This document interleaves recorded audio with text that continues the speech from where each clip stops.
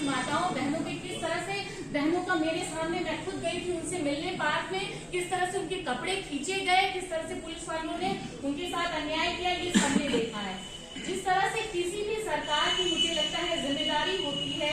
सुरक्षा, स्वास्थ्य, शिक्षा, ये तीन जो एस है, जो स है, सुरक्षा, सुरक्षा के आधार पे अगर हम सब देखें तो ये महिलाओं की कहीं कोई सुरक्षा नहीं है। कहीं आप इसका एग्जाम्पल एक इस चीज से ले सकते हैं कि मतलब आपको मीडिया के सामने किसी को अगर शूट आउट कर दिया जाए, किसी को गोली मार दी जाए, तो एक आम जनता कैसे सुरक्षित है, जो पुलिस की कस्टडी में सुरक्षित नहीं है, तो आम जनमानस कितना सुरक्षित है, ये हम आपको वैसे भी आकलन कर सकते हैं। तो किस तरह से ये सुरक्षा का ध्यान रख रही है। मणिपुर की जो घटना हुई, महिलाओं के साथ ही किस तरह का व्यवहार सरकार कर रही है और इनकी सरकार में महिलाएं कितनी सुरक्षित है, वो मणिपुर की घटना से साफ जाहिर होता है कि हम महिलाओं के लिए ये सरकार, ये प्रदेश, ये देश में कितना असुरक्षा का भाव फैला रही है। जहाँ तक कि स्वास्थ्य की बात है, स्वास्थ्य व्यवस्था एकदम खराब है। मुझे लगता है कि मानव जीवन के लिए स्वास्थ्य सुविधाओं का होना अति आवश्यक है। जैसा कि अभी हम लोग एक दिन आपके यहाँ ही बैठे थे तो हम लोग ये बात कर रहे थे कि स्वास्थ्य, अगर गरीब जनता को, अगर आप के पास पैसा है, आप संपन्न है, तब आप वहाँ पर जाकर इलाज करा पाए, तब आप ठीक हो पाए, वरना कोई गरीब जनता है उसको तो पहले पता ही नहीं चल पाता कि उसकी इनिशियल स्टेज में उसको पता ही नहीं चल पाता कि क्या उसकी बीमारी है, फिर न उस बीमारी का इलाज मिल पाता है और न वो बच पाता है। आज मैं अभी उस दिन दिशा की बैठक चल रही थी तो मैंने यहाँ के जिले के सीएमओ को मैंने बोला कि हमारे मेन नगर में जो रूरल एरिया है वो सिर्फ और सिर्फ एक प्राथमिक केंद्र, स्वास्थ्य केंद्र है हमारा मेन नगर का, उस पर ही डिपेंडेंट है। या तरवा में एक स्वास्थ्य केंद्र है और 100 बेड का हॉस्पिटल है, और उन दोनों की स्थिति आप सब यहाँ पर बैठे हुए सब जान रहे होंगे कि मेन नगर प्राथमिक स्वास्थ्य केंद्र की स्थिति क्या है। एक्सरे मशीन नहीं है, कुत्ता काटने की जो दवा इंजेक्शन लगता है उसकी भी उपलब्धता नहीं है, वो भी आता है जो सरकारी और सामने बेच दिया जाता है मेडिकल स्टोर पे, और जब पेशेंट जाता है तो कहा जाता है आप मेडिकल स्टोर से खरीद के ले आइए, हम लगवा दें। ये सरकार की जिम्मेदारी होती है कि हमें स्वास्थ्य सुविधा मुहैया कराए, और ये सरकार उसमें एकदम से फेल है। इनके उप मुख्यमंत्री जो स्वास्थ्य मंत्री भी है वो स्वयं छापा मारते हैं, इतनी सारी दवाइयां, जैसे ही वो मुख्यमंत्री बनते हैं, स्वास्थ्य मंत्री बनते हैं, इतने सारे छापा मारते हैं, सभी नकली दवाइयां पकड़ी जाती है। लेकिन आज उनका रिजल्ट क्या हुआ, उन नकली दवाइयों को वापस से स्टिकर लगा के बेच दिया गया, वो सब मार्केट में है और उनका कोई उस पर कार्रवाई नहीं हुई। उन दवाओं का क्या हुआ, न मीडिया में आया न कहीं आया। वो दवाएं हमारे आपके बीच वापस से आ गई है, एक्सपायरी डेट की दवाएं, और वापस से उनका चस्पा करा के वापस से आ गई है। स्वास्थ्य सुविधाएं एकदम ठप है। तरवा हॉस्पिटल का यही, आप लोग तरवा से हैं, आप लोग जान रहे होंगे कि तरवा जो 100 बेड का हॉस्पिटल है उसकी स्थिति क्या है, डॉक्टर तक नहीं बैठता है। डॉक्टर जब पेशेंट जाता है, हमारा रूरल एरिया है, जाएगा कहाँ पेशेंट, गर्भवती महिलाएं जो यहाँ प्राथमिक स्वास्थ्य केंद्रों के या तो वहाँ पे 100 बेड के हॉस्पिटल में जाए तो डॉक्टर की उपलब्धता ही नहीं है, डॉक्टर ही नहीं है, वो सबको जाना पड़ता है आजमगढ़। और हमारा जो ये पीजीआई बना है उसकी स्थिति आप सब देख रहे होंगे। मैं तो स्वयं एक दिन गई थी, कार्यकर्ता एक बीमार थे उनको देखने गई थी,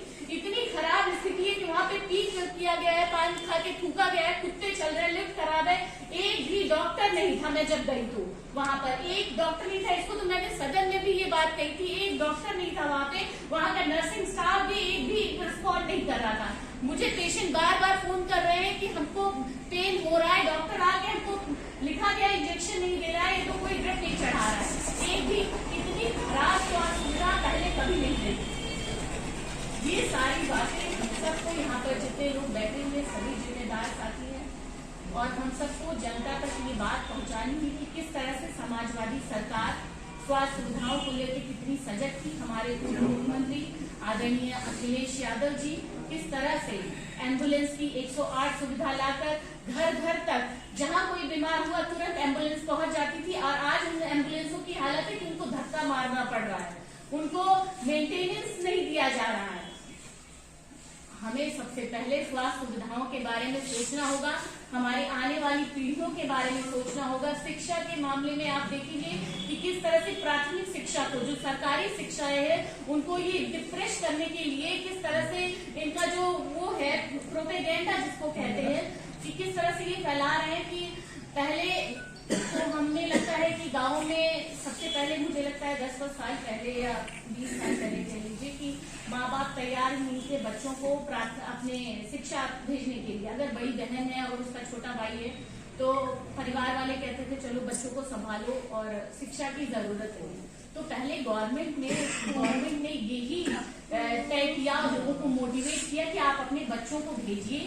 उनके भोजन की जिम्मेदारी, उनके ड्रेस की जिम्मेदारी, उनके स्वेटर की जिम्मेदारी, उनके जूतों की जिम्मेदारी सरकार की होगी, बस आप अपने बच्चों को भेजिए, शिक्षा हम उनको देंगे। और आज शिक्षा की स्थिति ये है कि किस तरह से उनको खाना मिल रहा है और किस तरह से घटिया खाना वो दे रहे हैं। और जो मैं बार बार ये बात कहती हूँ कि जो खाना बना रही है महिलाएं, उनको मानदेय उनका इतना कम है, उनका मानदेय बढ़ना चाहिए, मैं तो ये कहूंगी। और जो हमारे सफाई कर्मचारी है उनका मानदेय बढ़ना चाहिए। कि ये सरकार किसी को पैसा देने के लिए बिल्कुल नहीं चाहती कि किसी को सरकारी नौकरी मिल जाए, किसी को पैसा दे दिया जाए। ये सिर्फ वोट खरीदने के लिए, जनता के अकाउंट में डायरेक्ट पैसे डालने के लिए इन्होंने क्या किया है कि पहले कम से कम सरकार की जिम्मेदारी थी कि ड्रेस और स्वेटर जो मुहैया कराते थे स्टूडेंट्स को, बच्चों को, वो स्वयं सरकार कराती थी और बच्चे स्वेटर पहन के, ड्रेस पहन के स्कूल जाते थे कम से कम। अब इन्होंने क्या कर दिया है कि वो 1200 रुपए डायरेक्ट पेरेंट्स के खाते में डाल रहे हैं, वो स्वेटर नहीं दे रहे हैं, डायरेक्ट पेरेंट्स के खाते में डाल रहे हैं। और पेरेंट्स जो है, जो अभिभावक है, वो जाहिर सी बात है गरीब है, तभी उनके बच्चे जा रहे हैं प्राथमिक विद्यालय में पढ़ने, वो उस पैसे का दूसरे मद में इस्तेमाल कर लेते हैं। मैं ये नहीं कहूंगी कि माँ बाप से ज्यादा कोई बेहतर अपने बच्चे को समझता है, लेकिन वो अपनी मजबूरी के कारण, अपनी गरीबी के कारण वो पैसे किसी और मद में इस्तेमाल कर ले रहे हैं, बच्चों को स्वेटर मुहैया नहीं करा पा रहे हैं और बच्चे इस कड़कड़ाटी ठंड में स्कूल नहीं जा पा रहे हैं। तो किस पे प्रभाव पड़ रहा है? हमारे आने वाली जनता का, हमारे आने वाले भविष्य पे। जब हमारे बच्चे शिक्षित नहीं हो पाएंगे, जब उन्हें स्वास्थ्य नहीं मिल पाएगा, जब उन्हें सुरक्षा नहीं मिल पाएगी, जब उन्हें नौकरियां नहीं मिल पाएंगी, तो किस तरह से हम अपने भविष्य को संभाल के रख पाएंगे, किस तरह से हम अपने उज्जवल भविष्य की कामना कर पाएंगे, ये हम और आप बहुत अच्छे से समझ रहे हैं। और इनके साथ हमें लड़ने के लिए बहुत मजबूती से लड़ना पड़ेगा। और मुझे लगता है कि इनके कार्यकर्ता, जैसे आप लोग ये बात कह रहे थे कि किस तरह से वो जन जन तक अपनी बात पहुंचा रहे हैं, उनकी कोई बात नहीं है। ये बात डायरेक्ट आती है केंद्र से